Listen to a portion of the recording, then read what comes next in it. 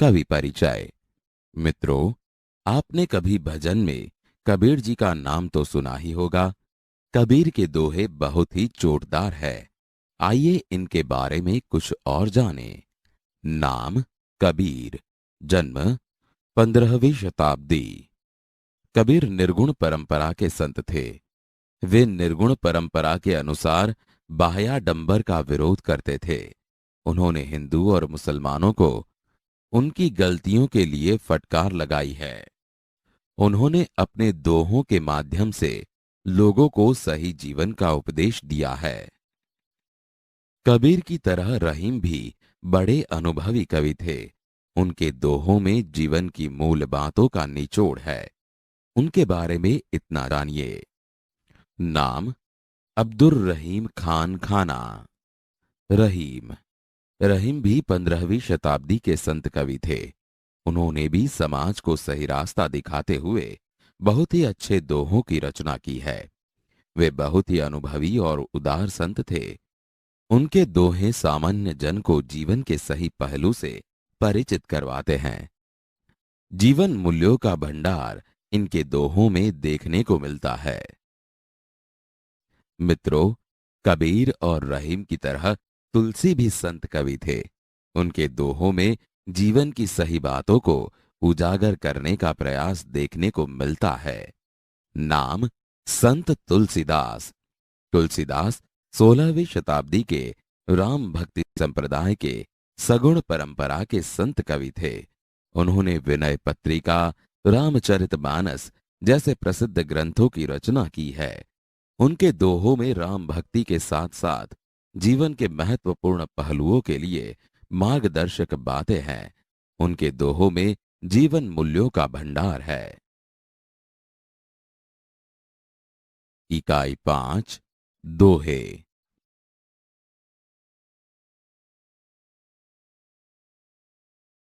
ध्यान से दोहे सुनिए।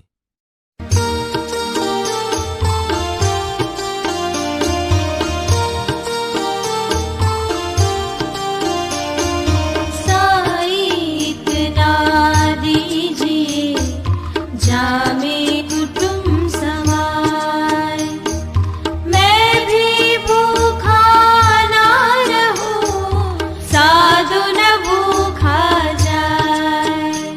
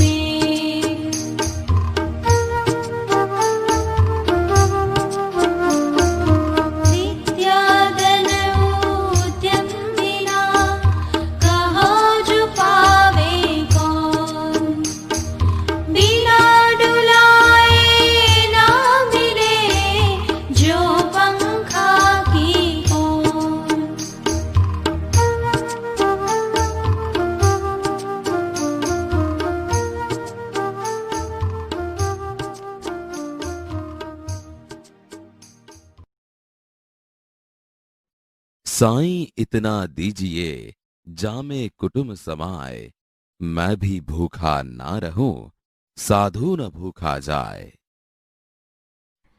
समझूती।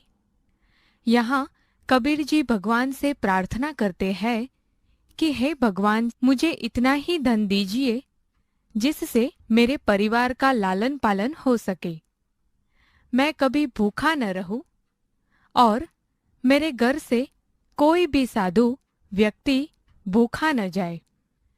यहाँ कबीर जी ने लोभी मनुष्यों पर कटाक्ष किया है। हमें उतना ही धन चाहिए जिससे हमारा जीवन शांति से निर्वाह हो सके। बिना विचारे जो करे सो पाछो पछताए, काम बिगाड़े आपनो जग में होत हसाए। समझूती। यहाँ कबीर जी कहते हैं, जो बिना सोचे विचारे काम करता है वो बाद में पछताता है। वह व्यक्ति खुद का काम बिगाड़ता है, साथ में दुनिया में हंसी का पात्र बन जाता है, अर्थात लोग उस पर हंसते हैं। कबीरा खड़ा बाजार में, मांगे सबकी खैर, ना काहू से दोस्ती, ना काहू से बैर। समझूती। कबीर जी कहते हैं कि मैं बाजार में अर्थात सबके सामने खड़ा होकर भगवान से सबकी कुशलता मांगता हूँ। सभी लोग सुखी रहे इसके लिए प्रार्थना करता हूँ। मेरी किसी से न तो दोस्ती है और न दुश्मनी है। रहीमन वे नर मर चुके, जे कहूं मांगन जाही, उनते पहिले वे मुए, जिन मुख निकसत नाही। समझूती। यहाँ रहीम जी कहते हैं, वे लोग मरे हुए हैं जो कहीं मांगने जाते हैं, अर्थात जीवन में किसी के आगे हाथ फैलाने वाला मनुष्य जीवित होकर भी मृत है, लेकिन उनसे पहले वे मनुष्य मर चुके हैं जो मांगने वालों को देने से इनकार करते हैं। जो रहिम उत्तम प्रकृति, का करी सकत कुसंग, चंदन विष्ट व्यापत नहीं, लिपटे रहत भुजंग। समझूती। यहाँ पर रहीम जी उदाहरण देकर कहते हैं कि उत्तम स्वभाव के व्यक्ति पर बुरे लोगों का संग कभी भी असर नहीं कर सकता। जिस प्रकार से चंदन के वृक्ष पर सांप लिपटे रहते हैं, फिर भी चंदन के वृक्ष में विष नहीं फैलता। बड़े बड़ाई न करे, बड़े न बोले बोल, रहीमन हीरा कब कहे, लाख टका मेरो मोल। समझूती। रहीम जी कहते हैं कि बड़े लोग कभी भी खुद की प्रशंसा नहीं करते हैं, अपने बारे में कभी भी बड़ी बड़ी बातें नहीं करते। जिस प्रकार हीरा भी नहीं कहता कि मेरी कीमत लाख रुपए है। आवत ही हरेश नहीं, नैनन नहीं स्नेह, तुलसी वहां न जाइए, कंचन बरसे मेघ। समझूती। यहाँ तुलसी जी कहते हैं कि हमें उस जगह अर्थात घर कभी भी नहीं जाना चाहिए जहाँ किसी के आने से हृदय में आनंद न हो और आंखों में प्रेम अर्थात स्नेह न हो, भले ही वहां पर सोने की बारिश हो रही हो। विद्या धन उद्यम बिना, काहो जो पावे कौन, बिना डुलाए न मिले, जोंक पंखा को पौन। समझूती। यहाँ तुलसी जी जीवन में परिश्रम के महत्व को बताते हुए कहते हैं कि जीवन में परिश्रम, सच्ची मेहनत के बिना कौन विद्या पा सकता है। जिस प्रकार हाथ से हिलाए बिना पंखा भी हवा अर्थात पवन नहीं देता,